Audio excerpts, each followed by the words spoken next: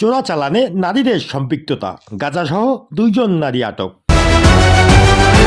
Lalmonirhat 15 BGB ব্যাটালিয়নের দক্ষিণ জাউরানী সীমান্ত এলাকায় বিশেষ টহল দলের অভিযানে ভারতীয় গাঁজাসহ 2 জন নারীকে আটক করেছে বিজিবি।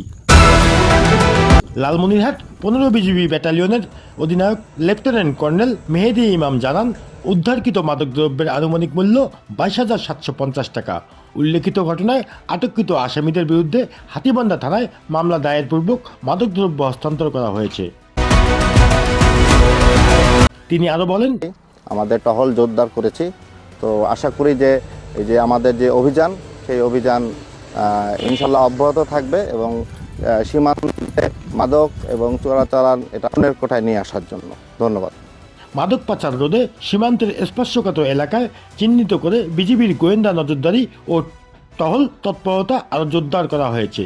ভবিষ্যতে এ ধরনের অভিযান চলমান থাকবে।